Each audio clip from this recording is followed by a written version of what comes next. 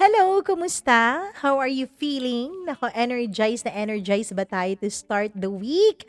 Handang-handa ka na ba na simula ng linggo na ito? Ako handang-handa na para magkuwento sa inyo. Welcome po sa ating YouTube channel. My name is Mama Mia at ako po ang inyong tagahatid ng mga kwento ng buhay na kapupulutan nyo ng aral, it's inspirasyon at minsan kaiinisan rin. Wag naman ako ang kainisan nyo, yung kwento lang. Anyways, maraming salamat sa mga bago nating mga kapanalig, charot lang, para tayong magwewelga rito. Maraming salamat sa mga bago nating subscribers. Hello po sa inyo, sa mga nag-click ng notification bell para lagi talagang notify every time na may bago tayong nilalabas na upload. Hello po. And syempre, yung mga walang sawang nag-aantay, yung mga walang sawang araw-araw na nag-aabang, nagko-comment, nagla-like, nag-share, lalo na yung mga hindi talaga nag-skip ng ads. Hello po, maraming salamat sa inyong walang sawang pagsuporta. Sana huwag kayong magsawa sa mukha ko at huwag kayong magsawa sa mga kwentong inahatid natin. Ako, hello po sa lahat ng mga nakikinig over there at Hong Kong. Hi po sa mga taga Hong Kong. Hello din sa mga taga Bahrain, sa mga taga Kingdom of Saudi Arabia. Hello sa inyo. Hello din sa mga taga USA. Hi! Sa mga taga London. Hello po. Syempre, mga taga UK. Ang dami-dami nating mga listeners all over the world. And syempre, yung mga sariling atin. Mga taga Pilipinas. Hello po. Representing. Hello sa mga taga Bulacan, sa mga taga Taytay Rizal. Maraming salamat sa mga taga Usamis. Nakasubscribe na rin po daw sila sa atin. Ako, hello po. Hi kay Kuya Adriania. Maraming salamat.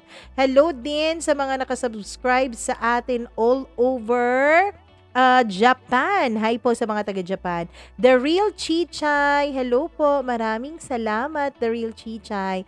Christine, maraming thank you.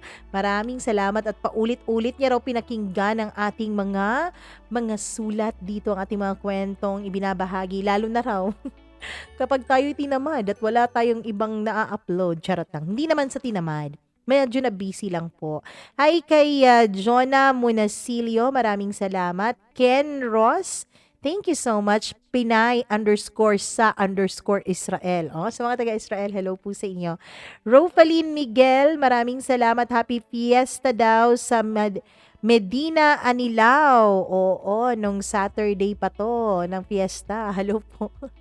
May ano pa ba dyan? May paksiw pa ba dyan? Hello po sa inyo. Jocelyn's Channel, maraming salamat. Maraming salamat, Reynaldo De Vera. Inspiring daw ang story. Thank you naman po. Liza Chen, hi sa'yo. Maraming thank you, Rose Libuon. Maraming salamat, Rose. Maraming thank you sa iyong pakikinig. More Pins Vlogs. Mayen Miller, maraming salamat. Maraming salamat din sa mga taga Pulilio Island. Saan ba yung Pulilio Island? Alam mo, napakaraming island ng Pilipinas, pero ilan lang ang alam ko. Luzon, Visayas, Mindanao, syempre, di ba?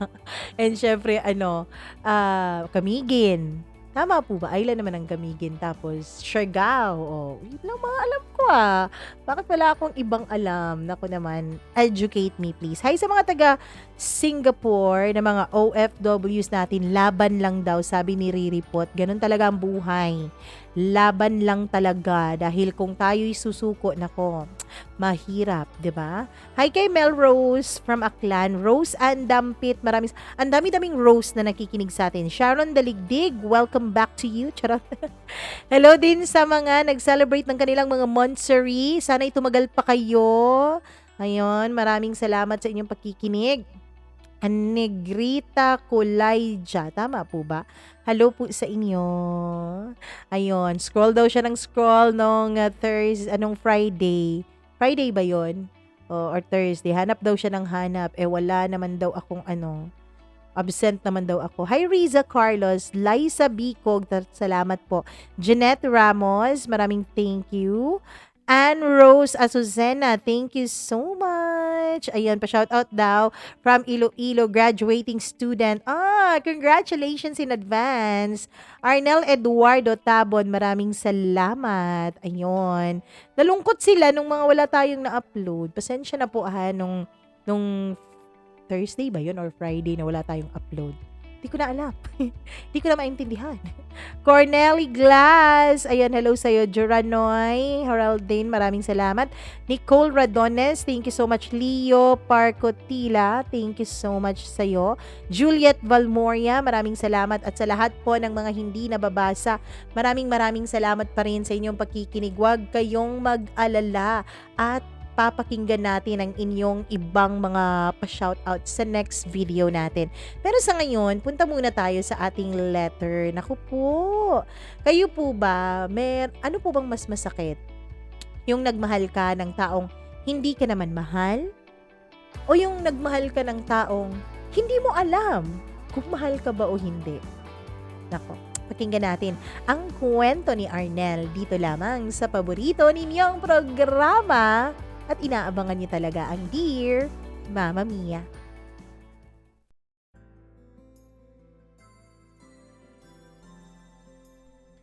Mahirap magmahal ng taong may mahal ng iba. Pero mas mahirap palang magmahal ng taong hindi mo malaman kung ano ka ba talaga sa kanya. Ng taong hindi mo alam kung saan ka lulugar sa buhay niya. Dear Mama Mia, magandang araw sa inyong lahat. Una sa lahat ay nais ko munang magpasalamat dahil binigyan niyo ng pansin itong kwento ng buhay ko. At kung sakali mang mai-air niyo ito sa inyong YouTube channel Mama Mia, ay magiging masaya po ako. Dahil ito lang po talaga ang nais kong mangyari sa ngayon. Ang maibahagi sa iba ang naging karanasan ko sa pag-ibig. Itago na lang ninyo ako sa pangalang Arnel.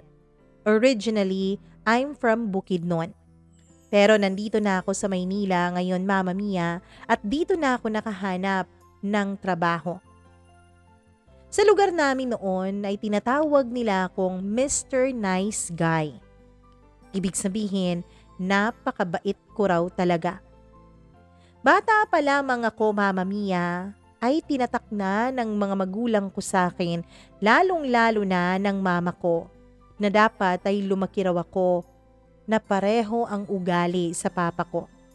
Dapat daw, Mama Mia, maging mabait ako sa kung kahit sino pa mang makakasalubong at makakasalamuha ko sa buhay. Di bali na raw kung hindi matalino. Di bali na raw kung hindi mayaman. Di bali na raw kung hindi ako lalaking gwapo. Basta lalaki akong mabait. Lalaki akong mabuting tao. Yun talaga ang pangarap ng mama ko sa akin. Pangarap niya na magkaroon ng isang anak na mabait. 3 years old pa lamang kasi ako, Mama Mia, nung namatay na ang papa ko. Nabangga kasi ang truck na kanyang minamaneho. Napakalungkot noon. Hindi ko halos matandaan ang araw na yon, pero ang natatandaan ko lang ay simula nung araw na yon ay naging malungkuti na po ang lahat sa aming pamilya. Kahit pa nga ang pamilya ni Mama ay nanghihinayang sa buhay ni Papa. Mabait kasi talaga ang Papa ko, Mama Mia. At si Mama naman, dahil nga napakataas ng standards na naset ng Papa ko para sa kanya, ay hindi na rin siya nakakita pa ng panibagong lalaking makakasama niya sa habang buhay. Hindi na raw siya nakakita pa ng panibagong lalaking pwede niyang mahalin. Iba raw kasi ang standards na naset ng papa ko. Walang nakakapantay doon. Lahat daw ng gustong pumantay doon ay hindi man lang daw nangangalahati sa katangian ng papa ko. 25 years old pa lamang ang mama ko, Mama Mia, nung mamatay si Papa. Kung tutuusin, napakabata pa niya. Kung tutuusin, pwedeng-pwede pa siyang mag-asawang muli. Pero hindi niya ginawa. Hindi nangyari. Marami naman, Mama Mia, na mga lalaki ang dumediskarte kay mama ko. Sa totoo niyan, yun po ang nakalakihan ko. Maraming bumibisita sa bahay namin. Umaakyat ng ligaw. Napakaraming nag-attempt pero wala talagang pumasa kay mama. Dahil ang sabi niya ay hindi raw niya makita-kita kahit kanino man ang mga katangian na minahal niya sa papa ko. Kaya naman, nagsettle na lang siya na maging ina at ama sa akin. Ang sabi ng mama ko ay ayos lang daw sa kanya kahit wala na siyang magiging katuwang sa buhay. Ang importante daw ay mapalaki niya ako ng maayos.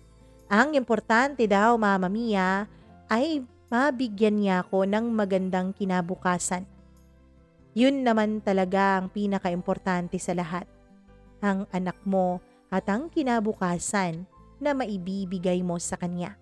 Mama Mia, bilib na bilib po talaga ako sa mama ko. Nakaya niya ang lahat-lahat ng mga pagsubok kahit na wala na siyang katuwang sa buhay. Nakaya niya akong palakihin ng maayos nang siya lang.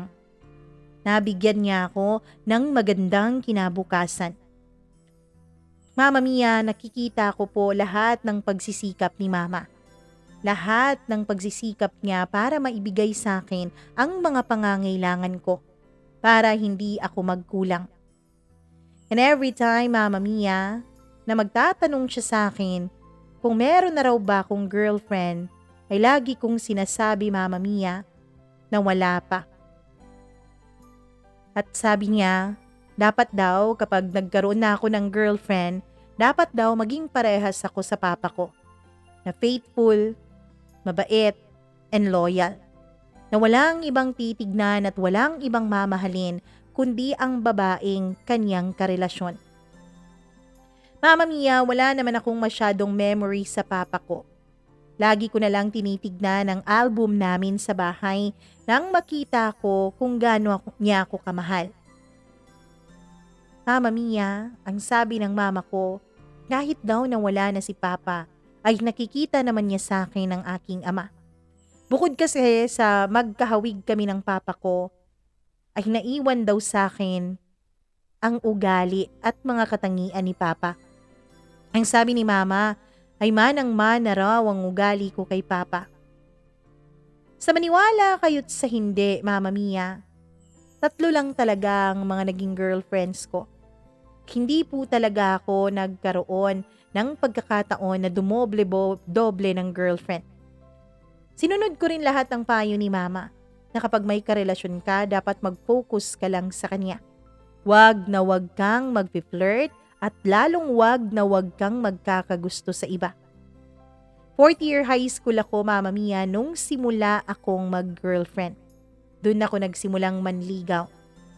At ang unang babaeng aking minahal ay itago na lang natin sa pangalang Noemi. Si Noemi ay napakaganda para sa akin. Simple lang siyang babae. Tinatawanan nga ako ng iba kong mga kabarkada kung bakit daw si Noemi ang nagustuhan ko, gayong meron namang iba na mas magaganda sa kanya. Sa paningin kasi nila ay hindi kagandahan si Noemi dahil hindi ito mahilig mag-ayos ng kaniyang katawan. Hindi ito mahilig na mag-ayos ng kaniyang mukha. Pero Mama Mia, para sa akin, lagpas pa sa mga magagandang babae ang kagandahan na taglay ni Noemi. Bukod kasi sa mahinhin siya, ay napakabait din talaga niya. At sa halos 3 linggo ng panliligaw ko sa kanya, ay sinagot naman din niya agad ako. Akala ko nga noon, Mama Mia, ay matatagalan bago niya ibigay sa akin ang matamis niyang oo. Akala ko noon ay matatagalan bago niya ako sagutin. Pero buti na lang dahil type din naman ako ni Noemi. Buti na lang dahil nagustuhan niya ang pagiging mabait ko. Kaya sinagot niya rin ako pagkatapos ng 3 linggo. Feeling ko that time, Mama Mia, na si Noemi na talaga ang makakasama ko sa habang buhay. Na si Noemi na talaga ang makakasama ko hanggang sa aking pagtanda. Ganun siguro talaga kapag first love, Mama Mia. Lagi mong iniisip na ito na yon. Lagi mong iniisip na wala nang mangyayari pa na kakaiba sa inyo. For the first time kasi in my life, nagkaroon ako ng kakaibang klase ng kaligayahan. Oo, Mama Mia, maligaya naman ako sa buhay ko. Wala namang pagkukulang ang mama ko sa akin. Marami ako mga kaibigan. Pero iba ang ligaya na dulot ng pagmamahal. Nandyan yung kilig. Nandyan yung looking forward ka everyday na pumunta sa school at pumasok. Nandyan yung lagi kang inspire. Nandyan yung lagi kang nagmamahal. Laging gustong-gusto mong may pasok. Gustong-gusto mong patunayan na magaling ka. Na hindi ka lang mabait, kundi magaling ka rin sa klase. Ganong klaseng inspirasyon po ang naibigay sa akin ni Noemi. Ganong klaseng inspirasyon ang naibigay niya sa buhay ko. Pero Mama Mia, ang happiness at inspirasyon na aking naramdaman ay hindi pala pang matagalan. Dahil ilang buwan lang ang tumagal, natapos din ang inspirasyon at ligayang yon. 2 weeks before our graduation ay hiniwalayan ako ni Noemi, Mama Mia. Ang rason niya, nalaman raw kasi ng mga parents niya ang tungkol sa aming relasyon. Strict kasi ang parents ni Noemi. Ayaw ng mga ito na nagbo-boyfriend siya habang nag-aaral. Kaya pinapili siya ng mga ito. Kung ako raw ba na boyfriend niya o papatigilin siya sa kanyang pag-aaral kung hindi niya ako hihiwalayan. Mama Mia, napakasakit. Naiintindihan ko naman ang choice ni Noemi. Naiintindihan ko naman ang naging pasya niya. Kaya lang hindi ko talaga maiwasan na masaktan. Hindi ko maiwasan na gumuho ang mundo ko. Totoo pala talaga ang kanilang mga sinasabi. Lahat ng first love ay nauuwi sa first heartbreak. Lahat ng first love ay nauuwi sa unang pagkawasak ng iyong damdamin. Bukod kasi sa mama ko, si Noemi ang pinakaunang babae na nagparamdam sa akin kung gaano kasarap ang mabuhay. Kung gaano kasarap ang ma-in love. Siya ang nagbigay sa akin ng labis-labis na kaligayahan at inspirasyon. Pero siya rin ang kauna-unahang babaeng nagbigay sa akin ng labis-labis na sakit. Yung klase ng sakit na hindi ko maipaliwanag. Yung klase ng sakit na halos ayaw mo nang mabuhay pa dahil doon. Mama Mia, kung gaano ako ka-inspire nung sagutin ako ni Noemi, gano'n naman nasira ang buhay ko nung hiniwalayan niya ako. Nawalan ako ng gana. Ayoko talagang pumasok sa eskwela. Ayokong nakikita siya lalo na kapag practice na ng graduation rites namin. Ayokong nakakatinginan siya. Sa tingin ko kasi Mama Mia, lalo akong hindi makakapag-move on kapag lagi siyang nasa paligid lamang. Alam mo anak, konting tiis lang din naman. Matatapos na rin ang school year niyo. Makakagraduate ka na rin at malilimutan mo na rin si Noemi. Konting tiis na lang anak ha. Pilitin mo, huwag kang sumuko ngayon. Paulit-ulit na sabi ng mama ko. Alam ko naman Mama Mia, alam kong hindi dapat ako magpatalo sa sakit na nararamdaman ko. Pero iba talaga eh. Naranasan mo na ba yung sakit na kahit kumakain ka ay napapatulala ka na lang tapos bigla na lang lumuluha ang mga mata mo? Naranasan mo na ba yung sakit na kahit nasa jeep ka ay hindi mo mapigilan ang pagtulo ng mga luha mo? Ganun na ganun po ang naramdaman ko kay Noemi. Ganun na ganun po ang sakit na naidulot niya sa buong pagkatao ko. Napakahirap mag-move on Mama Mia. Napakahirap magpatuloy.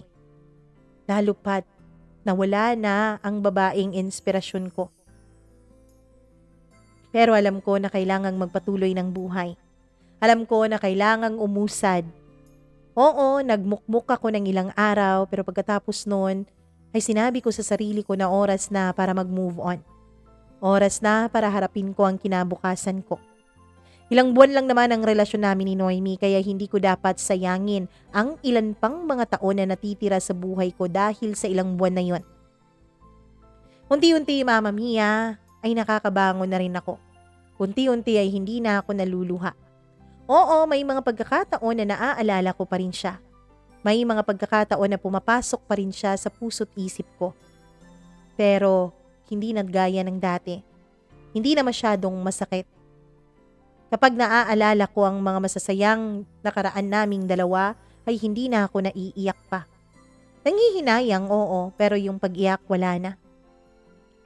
And matapos nga ang napakasaklap kong heartbreak kay Noemi, ay napagpasyahan ko, napatigilin at pagpahingahin muna ang sarili ko at ang puso ko sa mga love na yan. Sinabi ko sa sarili ko na magpo-focus na lang muna ako sa pag-aaral para naman mabigyan ko ng rason na magiging proud sa akin ng mama ko. Para mabigyan ko siya ng rason na ipagmalaki ako sa ibang tao. Para mabigyan ko rin siya ng rason na masabi sa sarili niya na worth it lahat ng mga sakripisyo niya. At Mama Mia, nung makasiguro na ako na makakagraduate na ako sa college, ay tsaka pa ako pumasok sa panibago na namang relationship.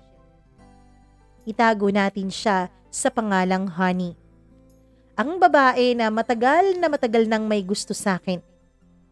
Alam ko at alam ng lahat sa paaralan namin, Mama Mia, na may crush sa akin si Honey. Nung una, yung pinsan niya ang nagsabi sa akin ng katotohanan. Magkabarkada kasi kami ng kaniyang pinsan, Mama Mia. Sa totoo lang, nung una kong malaman na may gusto sa akin si Honey, ay nagkagusto rin naman ako sa kanya. Crush ko rin naman siya, Mama Mia. Kasi bukod sa maganda siya, ay napaka-confident pa niya. Alam ko, Mama Mia, alam ko na magkalayo si Honey at si Noemi. Kasi si Noemi, mahinhin, dalagang Pilipina. Pero itong si Honey, ay napaka-prangka. Masyadong mataas ang kumpiyansa sa sarili. Kaya naman, Mama Mia, paminsan-minsan yung pagiging confident niya, yun po ang medyo nagiging turn off sa akin. Paminsan-minsan kasi ay napaka-straightforward niya. Para bang minsan ang dating sa akin ay mahangin na siya. Hindi na confident kundi mahangin na. Parang nasobrahan siya sa pagiging confident. Pero Mama Mia, ang sabi nga nila, kapag gusto mo ang isang tao, hindi ka basta-basta nawawalan ng gana sa kanya. Hindi ka basta-basta nawawalan ng pagmamahal sa kanya. Kaya naman, naisip ko na siguro nga, hindi lang basta-basta ang pagkagusto ko kay Honey. Siguro nga, mahal ko na siya. Dahil kaya ko namang sikmurain ang pagiging overconfident niya. Kahit pa sa mga maling nakikita ko sa kaniyang pagkatao, kahit pa sa mga maling mga bagay na napapansin ko sa kanya at mga red flags, Mama Mia, ay talaga namang hindi ko na yun pinansin. Mas inuna ko ang nararamdaman ko para sa kanya. Mas inuna ko ang damdamin ko kesa sa mga red flags na yun. Kaya naman, 2 weeks before sa graduation namin, ay niligawan ko na si Honey, Mama Mia. Kung noon kay Noemi ay 3 linggo niya akong pinaghintay para lang sagutin niya, kay Honey ay wala nang antay-antay pa. Agad-agad niya akong sinagot. Agad-agad niyang binigay sa akin ang matamis niyang oo. Ang sabi niya, bakit pa raw namin patatagalin pa ang lahat? Pareho naman naming gusto ang isa't isa. Aaminin ko again, Mama Mia, na sa mga sinabi niyang yun at sa ginawa niyang pagsagot agad sa akin ay medyo na-turn off ako. Dahil pakiramdam ko ay parang nagmamadali si Honey. Para bang gusto niya, ura-urada. Para bang hindi siya marunong maghintay. Wala siyang pasensya. Mama Mia, naniniwala kasi ako noon na kapag madali mong makuha ay madali mo ring maiwala.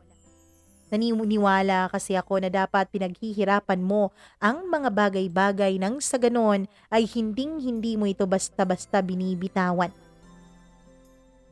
Naniniwala ako na hindi magtatagal ang relasyon naming dalawa ni Honey dahil agad-agad niya akong sinagot. Pero Mama Mia, nagbago ang paningin ko sa kanya nung nalaman ko na scholarship pala ang dahilan kung bakit siya nakapag-aral sa paaralan na yon at kung bakit siya gagraduate. Walang-wala pala talaga sila, Mama Mia. Walang-wala sila sa buhay. Ang tanging inaasahan lamang nila ay ang kakarampot na kita ng kanyang ama na hindi naman sila kayang pag-aralin sa kinikitang yon.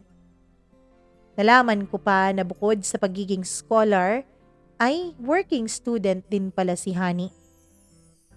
Doon ko naisip, Mama Mia, iba pala talaga ng pinagdadaanan ng tao. Kung ano man ang ugali na meron sila, kung ano man ang pagkatao na pinapakita nila, yun ay dahil sa mga pinagdaanan at nalampasan nila sa buhay. Doon ko nalaman, Mama Mia, na napakahirap pala ng mga pinagdaanan ni Honey. Oo nga't kumpleto siya sa kanyang pamilya. Oo nga't ako, mama ko lang ang kasama ko. Pero kahit kailan, hindi ko naranasan na walang baon sa eskwela. Kahit kailan, hindi ko naranasan na hindi makapagpasa ng project dahil walang pera. Hindi ko naranasan na mag-promissory note para lang makapag-exam. Hindi ko naranasan na wala akong libro dahil wala akong pambili. Hindi naman kami mayaman pero talagang tinataguyod ako ng mama ko at dahil doon ay malaki ang pasasalamat ko sa kanya. Mama Mia, nung malaman ko ang mga pinagdaanan ni Honey, yun po ang naging dahilan kung bakit mas tumaas pa ang respeto ko sa kanya. At hindi lang basta-basta respeto, kundi nadagdagan din ang paghanga ko sa kanya at ang pagmamahal ko.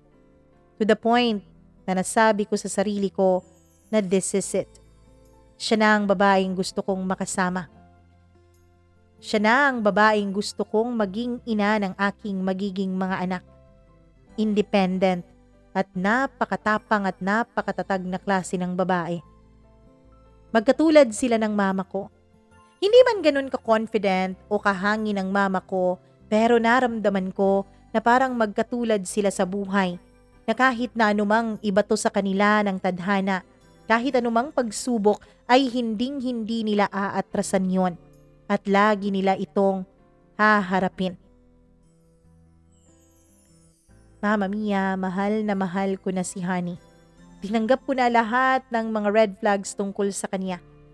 Dahil nakita ko naman kung gaano siya kabuting tao. Hanggang sa nakapagtrabaho na nga kami ni Honey. At nung nagtatrabaho na kami sa magkaibang kumpanya, dun na, Mama Mia, mas nag-flourish ang relationship namin. Binigay na niya sa akin ang pagkababae niya. Masayang masaya ako nung unang gabi na inangkin ko siya. Mama Mia, maging sa sex ay parang mas may alam si Honey. Oo, at hindi na siya virgin nung nakuha ko siya pero wala namang kaso yon. Hindi yun big deal sa akin. Ang mahalaga sa akin ay nagmamahalan kami. Hanggang sa matapos ang 2 taon, ay inaya ko na si Honey na magpakasal. Sigurado ka na ba talaga sa akin, Arnel? Sigurado ka na ba talaga na ako ang mahal mo? Na ako ang gusto mong makasama sa buhay mo? Oo naman, Honey. Alam mo naman na mahal kita. Anong sabi ng mama mo? Gusto ba niya ako? Oo. Alam mo, nung nakilala ka niya, nakita niya ang sarili niya sa'yo. Nagsabi ng mama kung saan daw ako masaya, suportahan niya ako kahit na anong mangyari. At masayang masaya ako dahil doon. Masayang masaya ako na sinusuportahan tayo ng mama ko. Mahal na mahal kita, Honey. Pero Arnel, alam mo naman ang kalagayan ko, hindi ba? 2 taon pa lang mula nung makapagtrabaho ako. Hindi pa tapos ang kapatid ko sa kanyang pag-aaral. Alam mo naman na may mga responsibilidad ako, Arnel, at hindi ako basta-basta lang na makakaalis doon. Naiintindihan ko naman yun, honey. Naiintindihan ko ang mga responsibilidad ko at hindi naman kita pipigilan sa ganon. Hahayaan pa rin naman kita na tulungan ng pamilya mo. In fact, tutulong din ako. Ang gusto ko lang talaga ay makasama ka sa habang buhay. Ang gusto ko lang talaga ay ma-secure na tayong dalawa talaga ang magiging magkatuwang. Arnel, kung kaloob ng tadhana na tayo talaga ay tayo talaga. Please, wag muna tayong magmadali. Ayoko na munang i-pressure ka o ang sarili ko. Mas gusto ko yung ganito muna tayo, nag-e-enjoy. Girlfriend-boyfriend muna. Para nang sa ganon ay mas magkakilala pa tayong dalawa. In short, Mama Mia, ay tinanggihan ni Honey ang alokong pagpapakasal in a nice way. Oo, masakit. Oo, mahirap sa loob ko. Pero tinanggap ko na lang. Naiintindihan ko naman ang rason niya. Naiintindihan ko na kailangan pa niyang tulungan ang kanyang pamilya. Naiintindihan ko na dapat mas unahin niya ang mga ito. Kaya naman, tinanggap ko na lang yon ng maluwag sa puso ko. Patuloy pa rin ang relasyon namin ni Honey. Ako naman ay patuloy din sa pag-iipon dahil gusto ko na sa susunod na mag-alok ako ng kasal ay may maibibigay na ako sa kanyang bahay. Alam ko, Mama Mia, alam ko na marami pong mga iniintindi si Honey. Kaya ang gusto ko ay patunayan sa kanya na hindi ako magiging liability sa kanya. Patutunayan ko sa kanya na tunay ang pagmamahal ko. Na mahal ko siya at walang makakapigil doon. Ginigay ko ang lahat, Mama Mia. Lahat ng pagmamahal na meron ako. Pero isang araw ay naramdaman ko na lang ang biglang panlalamig sa akin ni Honey. Hindi na siya tulad ng dati. Hindi na siya nakangiti kapag sinusundo ko siya sa kanyang trabaho. Hindi na rin siya nakangiti kapag binibili ko siya ng paborito niyang pagkain. Mama Mia, nagbago na talaga si Honey. Nagbago na ang lahat-lahat sa aming dalawa. Kapag hinahawakan ko ang kamay niya, ilang segundo pa lang ay binabawi na niya ito. Ilang segundo pa lang ay gusto na niyang umuwi. Gusto na niyang tapusin ang date naming dalawa. Minsan nga, Mama Mia, ay kinakancel niya ang date namin.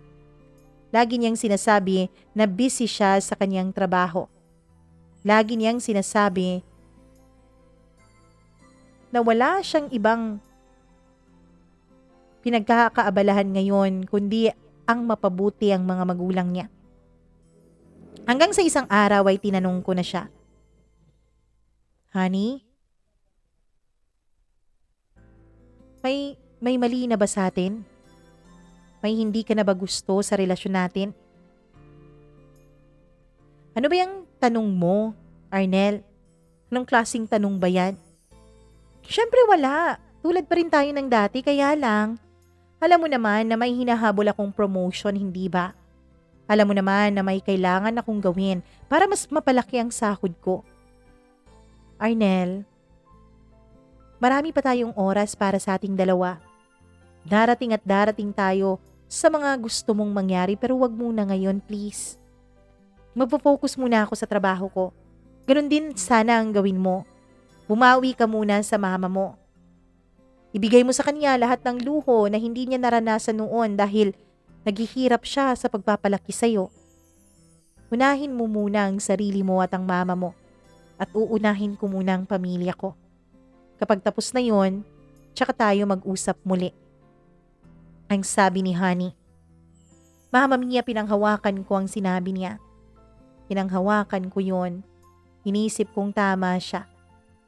Hanggang sa isang araw ay hindi na nagpakita pa sa akin si Honey.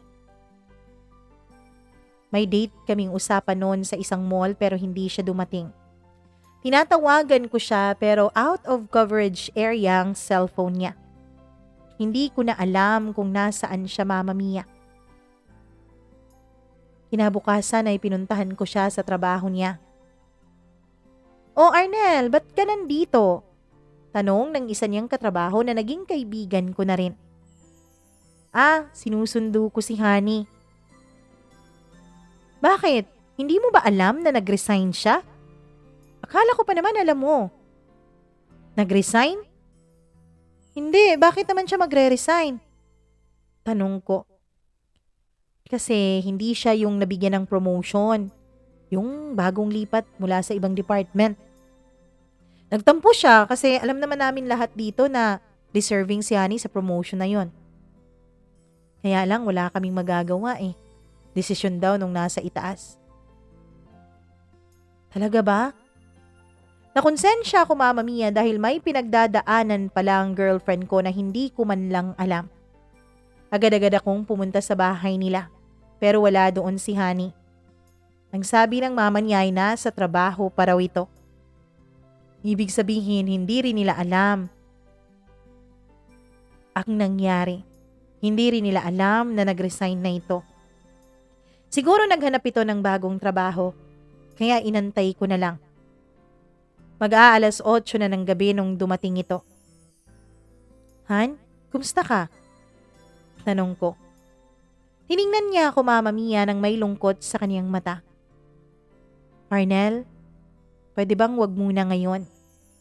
Pwede bang bukas na tayo mag-usap? Promise, kakausapin kita bukas at may sasabihin ako sa'yo. Wag muna ngayon ha. Pagod ako eh. Alam ko na alam mo na ang nangyari. Please, bigyan mo na muna ako ng space." Pakiusap niya. Naiintindihan ko ang gusto niyang mangyari kaya umuwi na lang ako ng bahay. Kinabukasan ay pinuntahan ko siya sa bahay nila.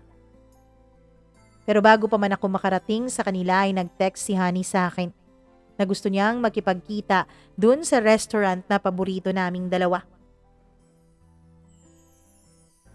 Tuwang-tuwa ako dahil parang date na rin ito. Kaya lang, Mama Mia, yung date pala na yun, ayun pala ang date ng paghihiwalay naming dalawa. Nung makaupo na ako at maka-order na kami ay nag-umpisa ng magsalita si Honey. "Arnel, alam kong hindi mo deserve to. Alam kong hindi mo deserve na masaktan ng ganito. Pero ayoko na, Arnel. Maghiwalay na tayong dalawa." Doon ay halos hindi ako makapaniwala sa mga narinig ko, Mama Mia. "Hiwalay? Anong hiwalay? Bakit?" Tanong ko. Hindi na ako masaya. At isa pa, magkaiba talaga tayo ng priority sa buhay. "Arnel, kailangan ko nang umalis." "Umalis? Bakit? Nakakuha ka ba ng trabaho sa malayo?" "Kailangan kong pumunta ng Amerika, Arnel. Siguro 3 buwan o 4 na buwan mula ngayon." "Bakit? May trabaho ka sa Amerika? Sasama ako, sasamahan kita. I-apply mo ako dyan sa pinag-applyan mo." Sabi ko. "Hindi, Arnel. Hindi ako magtatrabaho doon. Haaminin ko na sa'yo ang totoo. Alam kong magagalit ka. Alam kong posibleng kamuhian mo ako kapag nalaman mo ito. Arnel, magpapakasal na ako sa isang Amerikano. Uuwi siya dito sa susunod na linggo para sa kasal namin." "Ano? Amerikano? Bakit ka magpapakasal doon eh? Ako ang boyfriend mo." Tanong ko. "Sorry, Arnel ha. Pero matagal na kasi kaming dalawa ni Jack. Bago pa tayo magkakilala, ay siya na ang benefactor ko. Nakala ko kasi noon, kaya kong mag-provide sa pamilya ko. Akala ko kasi noon, Arnel, na kaya ng trabaho kong ialis sila sa putik na kinalalagyan namin. Na kaya ko silang iahon sa kahirapan dahil sa trabaho ko. At yung promotion na yun ang inaantay ko kaso kulang ako, Arnel eh. Hindi nila ako kayang bigyan ng promotion dahil kulang ako." Sakto naman na nag-propose sa akin si Jack ng kasal. Si Jack ang makakapagbigay ng katuparan sa lahat ng mga pangarap ko para sa pamilya ko. Sorry, Arnel. Pasensya ka na talaga pero si Jack ang kailangan ko at hindi ikaw. Yun ang explanation niya, Mama Mia. Kung bakit siya nakikipaghiwalay sa akin. Hindi mo na ba ako mahal? Kaya ganyan na lang kung ituring mo ko at ipagpalit? Mahal kita, Arnel. Alam ng Diyos na mahal kita pero mas mahal ko ang pamilya ko. Mas uunahin ko sila at mas prioridad ko sila. Sana maintindihan mo. Alam kong hindi mo ako maiintindihan dahil wala ka naman sa kalagayan ko pero pasensya ka na, ito na ang desisyon ko. Prioridad ko ang pamilya ko at ang maiahon sila sa kahirapan. At ano ako sa'yo, honey, ha? Ano ako? Hindi ba ako prioridad? Hindi ba ako kasali sa mga priority mo sa buhay?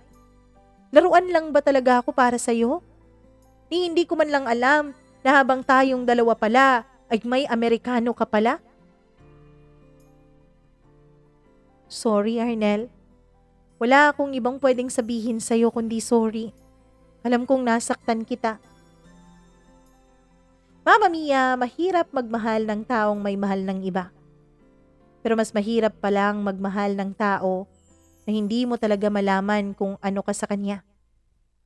Hindi mo alam kung bakit hindi kanya magawang unahin.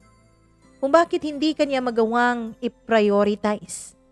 Kahit na alam naman niya na mahal na mahal na mahal mo siya. Literal na nawasak ang buhay ko nung ginawa yun sa akin ni Honey. Nagpapakalasing ako gabi-gabi, Mama Mia. Dahil sa sobrang sakit na naramdaman ko at sa sobrang sakit na dinaranas ko. Mama Mia, napakasakit ng mga nangyari sa akin. Hindi ko alam kung bakit nagawa yun ni Honey. Kung bakit nagawa niya akong ipagpalit sa iba. Noong mga unang araw ay sinasamahan ako ng mga kaibigan ko na maglasing. Noong mga unang araw ay sinasamahan at pinakikinggan nila lahat ng mga hinaing at iyak ko.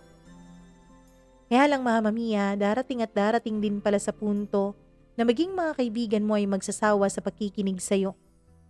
Yung mama ko naman ay pinipilit akong sabihin kung anong problema ko pero ayoko siyang madamay. Ang totoo niyan, Mama Mia. Hindi naman totoo na gustong-gusto ng mama ko si Honey gaya ng sinabi ko kay Honey noon. Dahil nung unang pinakilala ko si Honey kay mama ay winarningan ako ni mama. Ang sabi niya, mukhang may nakikita siyang hindi maganda kay Honey. Pero syempre, hindi niya pa rin ako pinagbawalan dahil gusto niya na desisyon ko pa rin ang masunod dahil love life at buhay ko naman daw yon. Pero winarningan niya ako, Mama Mia, na baka nagpapakabulag lamang ako sa labis kong pagmamahal kay Honey.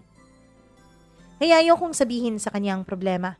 Ayokong marinig mula sa kanya ang mga salitang, sinabi ko naman sa'yo. Kahit na wala na ang mga kaibigan ko at hindi na nila ako sinasamahan pa, ay okay na rin sa akin yun, Mama Mia. Wala na rin akong pakialam doon. Mag-isa na lang akong umiinom. Hanggang sa isang araw habang nag-iinom ako ay may babaeng lumapit sa akin.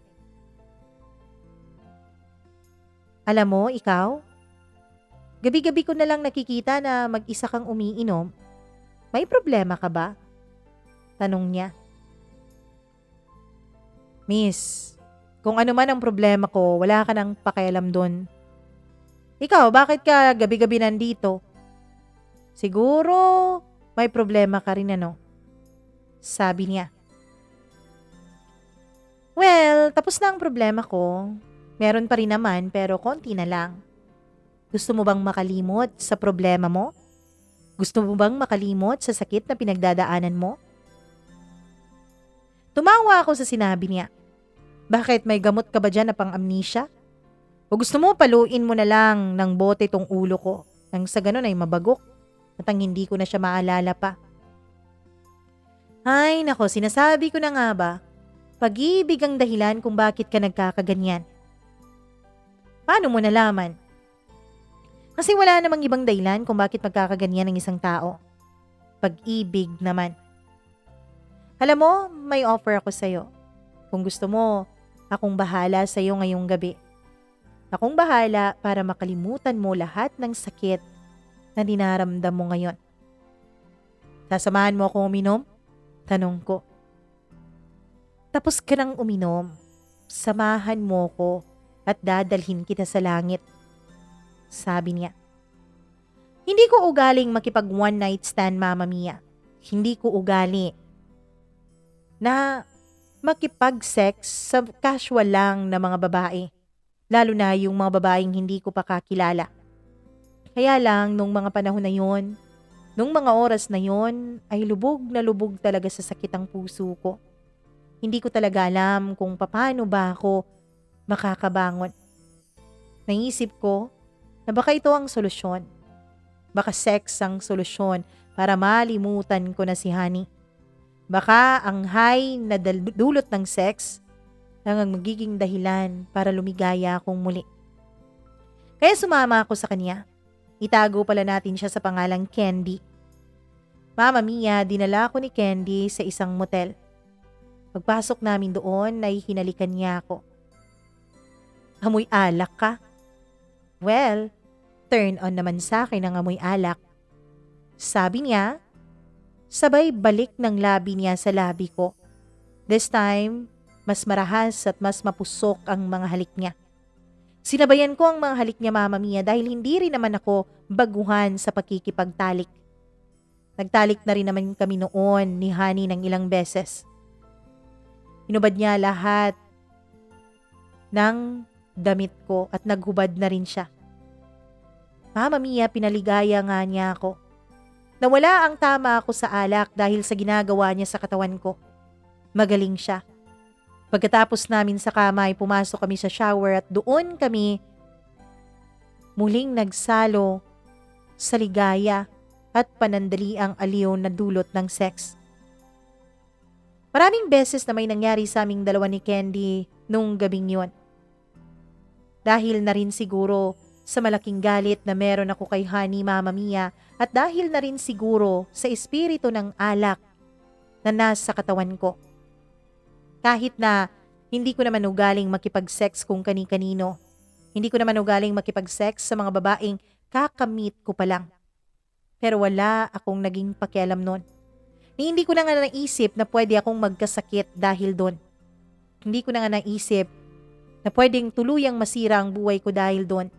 Ang naisip ko lang talaga noon ay mapatunayan ko sa sarili ko na attractive ako, na may ibang magkakagusto sa akin.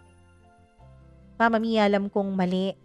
Alam kong hindi tama ang ginawa ko. Pero naisip ko rin, Mama Mia, na siguro hindi talaga mabuti na lagi ka na lang nagpapakabuti. Hindi mabuti na lagi ka na lang nagpapakabait.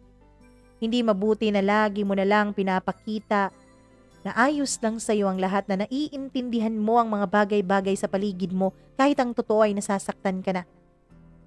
Dahil kapag ginagawa mo pala yun, kapag nagpapakabuti ka pala, kapag pinapakita mo palang naiintindihan mo sila kahit hirap na hirap ang kalooban mo, ay naaabuso ka.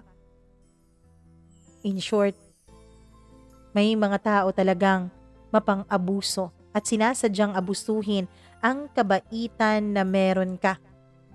Kaya naisip ko noon, Mama Mia, panahon na para kalimutan ko ang pagiging Mr. Nice Guy ko. Hindi naman totoo ang sinabi ni Mama. Hindi naman totoo na kapag mabait ka ay mabait din ang balik sa'yo. Mama Mia, pagkatapos ng gabing yun, ay hindi muna ako uminom. Pinalagpas ko ang 2 gabi bago ako bumalik sa lugar kung saan ko nakilala si Candy. Naisip ko noon na baka nandun pa siya. Baka makikita ko siya again. Para naman meron akong ka-fling. Para naman meron akong ka-fubu. Yung babaeng wala bang commitment? Yung babaeng sex lang ang habol. Feeling ko kasi noon, Mama Mia, si Candy ang makakatulong sa akin para makapag-move on na ako ng tuluyan kay Honey. Ang sex na ino-offer niya ang tutulong sa akin para tuluyan na akong maging maayos at tuluyan na akong makalimot. Pero Mama Mia, sa almost 1 buwan na lumipas na nagpabalik-balik ako sa lugar na yon, araw-araw, gabi-gabi walang mintis, pero hindi ko na kailanman nakita pa si Candy. Naisip ko nga noon, Mama Mia, baka ibang mukha ang naaalala ko. Lasing na kasi ako noon eh, kaya hindi ko na siguro masyadong natatandaan ang mukha ni Candy. Pero hindi. Kapag iniisip ko ang pangalan niya ay may mukha ng babaeng rumerehistro sa akin. Isang babaeng maamo ang pagmumukha, isang babaeng maganda. Isang babaeng hindi mo makikita sa kanyang mukha na pariwara pala, na binibigay pala ang pagkababae sa kung kani-kaninong lalaking nakikilala niya lang ng isang gabi. Siguro, Mama Mia, naisip ko rin, baka passer lang talaga si Candy sa buhay ko.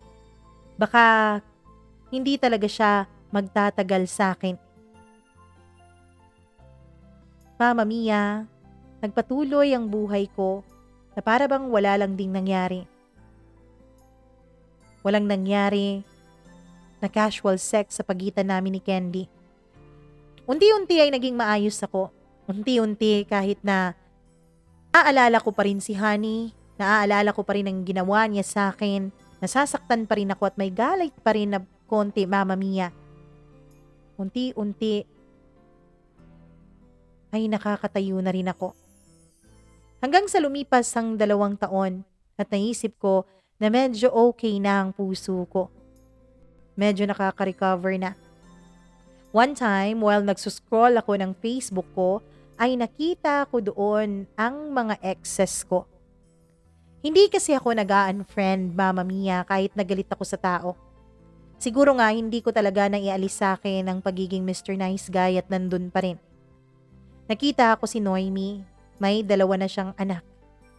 Ironic, Mama Mia. Ironic kasi noon, pinili niya ang pag-aaral niya over sa akin. Pinili niya ang kinabukasan niya over sa akin. Pero Mama Mia, napag-alaman ko mula sa mga dati naming kaklase na hindi pala nakagraduate ng college itong si Noemi. Nagkaroon pala ito ng boyfriend nung 2nd year ito at nabuntis ito. Kaya naman hindi na ito pinagpatuloy pa sa pag-aaral ng kaniyang mga magulang. Hindi rin mabuti raw ang trabaho ng kaniyang asawa dahil wala rin itong tinapos. In short ay hindi mabuti ang kalagayan ng kanilang pamilya. Dapat ba akong matuwa dahil nakarma siya o dapat ba akong masaktan? Dahil pakiramdam ko ay hindi pala totoo ang rason na binigay niya sa akin noon sa kanyang pagkikipaghiwalay. Hindi pala totoo, Mama Mia, ang rason niya. Naiiwanan niya ako dahil sa pag-aaral niya. Dahil kung totoo yun, dapat hindi siya nagbo-boyfriend. Dapat mas nag-focus siya sa kanyang pag-aaral. Si Honey naman, Mama Mia, ay nalaman ko rin na hindi pala sila nagkatuluyan nung Amerikano niya. Dahil ang sabi nung kaibigan ko na katrabaho niya dati, ay sinulot pala ng pinsan niya ang kanyang Amerikano. Ayun, yung pinsan niya ang nasa Amerika at nagpakasal sa Amerikano na yon at hindi siya. Hindi na niya alam ang detalye kung paano nasulot ng pinsan ni Honey ang Amerikano nito. Wala na rin siyang naging balita dahil ang huli niyang alam ay nasa Cebu si Honey at nag-call center agent doon. In a relationship ang kanyang status, Mama Mia. At nung makita ko ang mga pictures nilang dalawa nung lalaki, ay parang magka-live-in na sila doon. May mga pictures kasi sila na nasa isang kama sila. Kama na hindi naman hotel o motel kundi isang bahay. At tingin ko may ka-live-in na siya. Mabuti pa sila. Mabuti pa sila kahit na Hindi naging masyadong maganda ang financial nila ay maganda naman ang kinahanap na ng kanilang mga love life. Si Noemi, may katuwang sa buhay, may asawa. Si Honey naman, one way or another, meron na rin katuwang sa buhay. Na okay ang mga buhay nila. Happy ang kani-kanilang mga love life. Pero ako, eto, pagkatapos ng 2 taon ay bokya pa rin. Akala ko, Mama Mia, ay tuloy-tuloy nang magiging bokya ang buhay ko. Hanggang isang araw, may isang pamilyar na mukha akong nakita sa isang mall. Nung una ay hindi pa ako sigurado kung siya ba yun. Dahil isang beses ko lang naman siyang nakita at isang beses ko lang naman siyang nakasama. Pero Mama Mia, nung sinundan ko siya ay nasisigurado kong siya yun. Yung mukhang yun. Yung mukha niya habang nasasarapan sa ginagawa naming dalawa. Yung maamo niyang mukha na hindi mo malaman kung bakit ganun siya ka-wild sa kama. Oo. Matapos ang mahigit 2 taon ay nakita kong muli si Candy. Kaya naman Mama Mia, nagkunwari akong magkakabanggaan kaming dalawa. Para hindi naman siya makapagsabi na sinusundan ko siya. Sorry miss. Nung tiningnan niya ako ay hindi niya malaman kung anong sasabihin niya. Kaya ako na ang umunang pumansin. Candy right? Ikaw nga. Tumango siya Mama Mia at yumuko. Ako to si Arnel. Alam ko, kaya nga yumuko ako eh. Nahihiya ako sa'yo. Naku, ano ka ba? Matagal na panahon na yun, huwag kang mahiya. Sabi ko sa kanya. In-invite ko siya na mag-snacks kami Mama Mia. Ayaw niya nung una pero pinilit ko talaga siya. Sabi ko for old time's sake. At habang nagsasnacks kami ay doon niya naikwento sa akin na schoolmate pala kami ni Candy sa college. Pero nursing lang ang kurso niya kaya hindi kami magkakilala. Kaya lang ako, kilala niya raw ako Mama Mia. Dahil may mga kaibigan raw siya sa nursing na kilala ko. At mula nga noon ay naging constant na ang communication naming dalawa ni Candy. Nag-exchange kami ng numbers, nag-exchange rin kami ng mga Facebook accounts. Mama Mia, nalaman ko noon na sasaktan din pala si Candy nung gabing yon. Nalaman ko rin Mama Mia na ang sakit na kanyang dinaranas noon ay hindi naman tungkol sa love life kundi tungkol sa pamilya. Matagal na raw niya akong gusto, matagal na raw niya akong crush, kaya niya nagawa ang bagay na yon para at least matulungan akong makalimot kahit sa konting pagkakataon. Mama Mia, hanggang sa yung constant communication namin ay ang naging dahilan kung bakit nagka-close kaming dalawa. Hanggang sa niligawan ko na siya dahil nagustuhan ko naman siya. Hindi naging madali ang panliligaw ko sa kanya dahil ang sabi niya Mama Mia ay natatakot daw siya. Natatakot daw siya na baka niligawan ko lang siya dahil obligado ako kasi sa mga nangyari sa amin noon. O baka niligawan ko lang siya dahil alam ko na may gusto siya sa akin. Mama Mia, pangit daw kasing tignan na nakipag one night siya sa akin a few years back. Kalimutan na natin yon, nakaraan na yon. Pero alam ko na inisip mo rin na kalad ka rin akong babae. Na inisip mo rin na wild ako. Kaya pwede ba humanap ka na lang ng iba, Arnel? Wag na lang ako. May nakaraan tayo eh. Nakakahiya. Paano kapag kasal natin tapos ikukwento mo yun? Sabi niya na may halong pagbibiro. Kahit na ilang beses niya akong tinaboy, Mama Mia. Kahit na ilang beses niyang sinabi sa akin na humanap ako ng iba ay hindi ko ginawa. Nagpursige pa rin ako hanggang sa nakulitan na siguro siya sa akin at nakuha ko ang matamis niyang oo. At ngayon, Mama Mia, masaya na kaming dalawa ni Candy. Nagbabalak na rin kaming magpakasal, July ngayong taon. Siguro Mama Mia, yung iba dyan, magsasabi lalo na yung mga conservative na bakit ko pakakasalan si Candy. Si Candy ay nakapag one night stand siya sa akin. Pero kung makikilala mo lang si Candy, malalaman mong hindi siya ganong uri ng babae. Hindi porkit nagkamali siya noon ay araw-araw na natin siyang parurusahan sa naging pagkakamali niya. Nagawa niya lang yun dahil sa pagmamahal niya sa akin. At Mama Mia, tunay din po na mahal ko si Candy. At hinding-hindi ko siya ipagpapalit pa sa iba. Maraming salamat po Mama Mia sa pakikinig mo nitong sulat ko. Nawa ay na-inspire kayo sa buhay ko. Nawa ay may natutunan kayo sa mga naging karanasan ko. Lubos na nagpapasalamat, Arnel.